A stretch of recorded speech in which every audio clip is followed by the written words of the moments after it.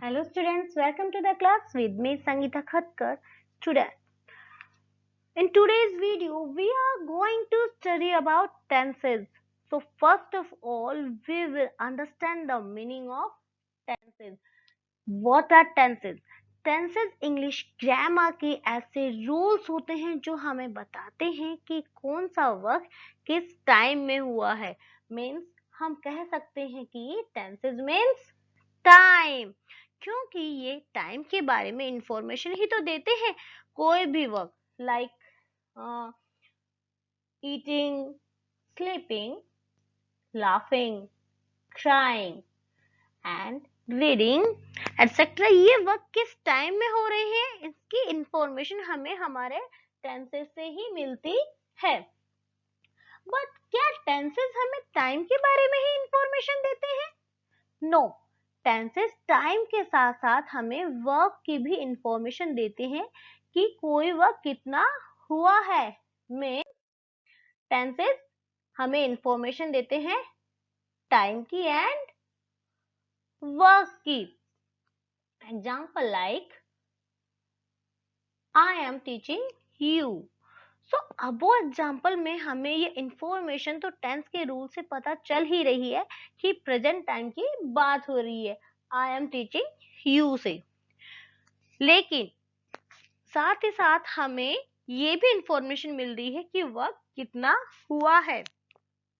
तो इस तरह से टेंसेस में रूल्स होते हैं जो हमें बताते हैं कि कोई भी वर्क कौन से टाइम में हुआ है और कितना हुआ है. सो अब हम ये कह सकते हैं कि टेंसेस क्या होते हैं? Tenses are the rules that tell us in which time any work has been done and how much has been done, कि कोई भी वर्क किस टाइम में हुआ है और कितना हुआ है. मीन्स हमें टाइम एंड वर्क पे फोकस करना है. टाइम की बात करें तो हमने जिस तरह से हमारी जो डेली लाइफ चलता है तो उसी के अकॉर्डिंग हम तीन तरह का टाइम देखते हैं. एक टाइम जो हमारा चल रहा होता है एट प्रेजेंट, एक टाइम होता है past and future. Present means जो चल रहा है, पास्ट जो बीत गया है, जो गुजर गया है, जो जा चुका है, एंड फ्यूचर जो आने वाला है. सो गाइस, जिस तरह से हमें पता चला है कि टाइम थ्री टाइप का होता है और इसीलिए हमने टेंसेस को भी तीन पार्ट्स में डिवाइड करे हैं, प्रेजेंट, पास्ट, फ्यूचर, क्योंकि टेंस हमें टाइम के बारे में इंफॉर्मेशन देता है. इसके साथ ही साथ हमें वर्क की भी इंफॉर्मेशन मिलती है कि कौन सा वर्क किस टाइम में कितना हुआ है. मीन्स क्या काम चलता है, चलता रहता है, क्या पूरा हुआ है. एग्जाम्पल्स लाइक मैं आपको पढ़ा रही हूँ, I am teaching you, and I have taught you, मैं आपको पढ़ा चुकी हूँ. मीन्स वर्क पहले चल रहा था, आई एम टीचिंग यू, मैं आपको पढ़ा रही हूँ. और अभी मैंने क्या बोला, आई हैव टोट यू, मैं आपको पढ़ा चुकी हूँ. तो मीन्स वर्क भी पहले चल रहा था, अब हो चुका है, मीन्स वर्क भी बदल चुका है. तो इस तरह से हमने क्या देखा, हमने देखा कि वर्क के भी अलग अलग टाइप्स होते हैं. वर्क भी चार तरह से होता है. एक होता है कंटिन्यूअस, मीन्स जो चल ही रहा है, एंड परफेक्ट, जैसा कि इसके नेम से ही पता चल रहा है, ये परफेक्ट है, इसमें कुछ कमी नहीं है, कोई अधूरापन नहीं है, परफेक्ट तरीके से हो चुका है, मीन्स जो कंप्लीट है. एंड एक है कंटिन्यूअस के बाद में perfect, then indefinite. Indefinite means जो डेफिनेट नहीं या निश्चित नहीं है, कुछ क्लियरली नहीं कह सकते हैं. और next is perfect continuous. But ऐसा तो हो नहीं सकता ना कि वो परफेक्ट भी है और फिर भी कंटिन्यूस है, क्योंकि परफेक्ट का हमने क्या पढ़ा कि वो परफेक्ट है, उसमें कुछ कमी नहीं है, लेकिन फिर भी वो कंटिन्यूस है. तो इसको हम डिटेल में आगे देखते हैं. सो इस तरह से हमने देखा कि टेंसेस जो होते हैं वो तीन तरह के होते हैं, प्रेजेंट, पास्ट, फ्यूचर.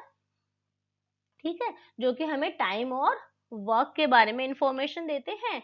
और ये प्रेजेंट, पास्ट, फ्यूचर हुए.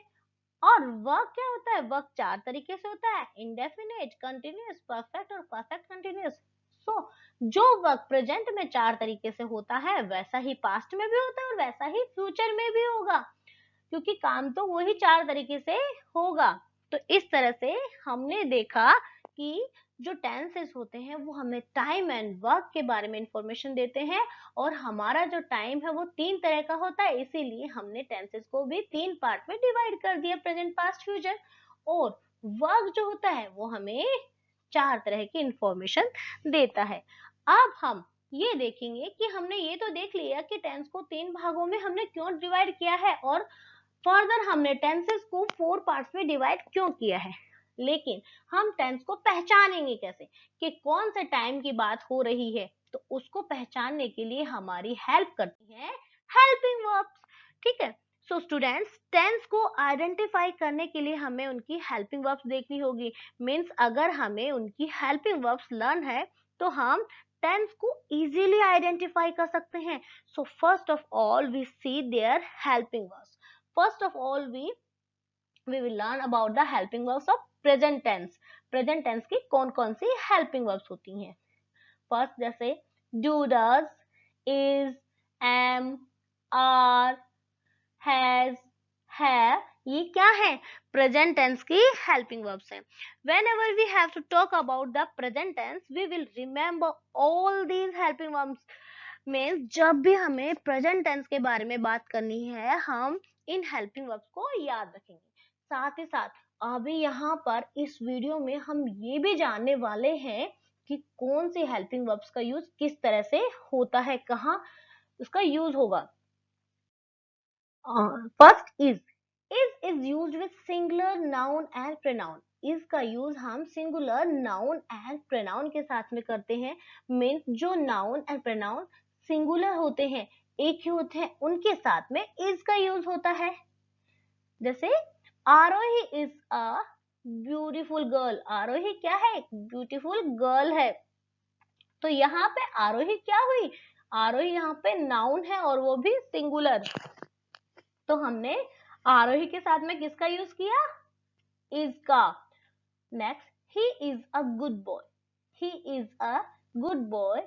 तो यहाँ पर भी क्या है?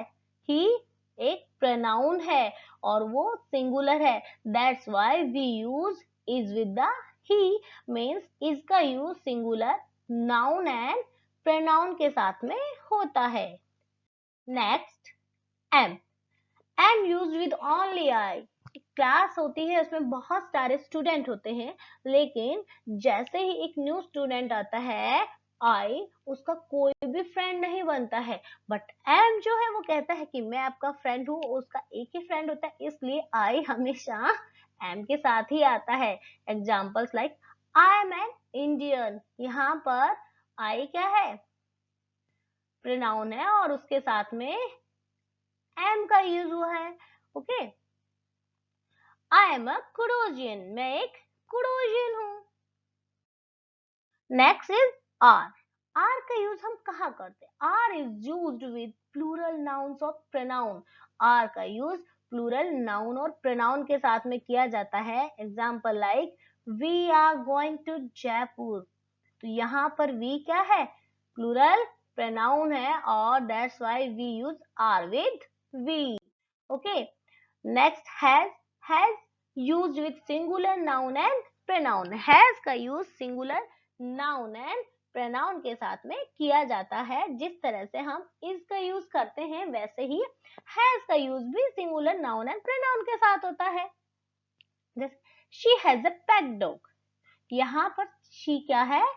सिंगुलर प्रोनाउन है। रिया हैज अ रेड कार। तो यहाँ पर भी रिया क्या हुई? रिया यहाँ पर नेम है किसी पर्सन का एंड नेम मीन्स नाउन, तो that's why we use has.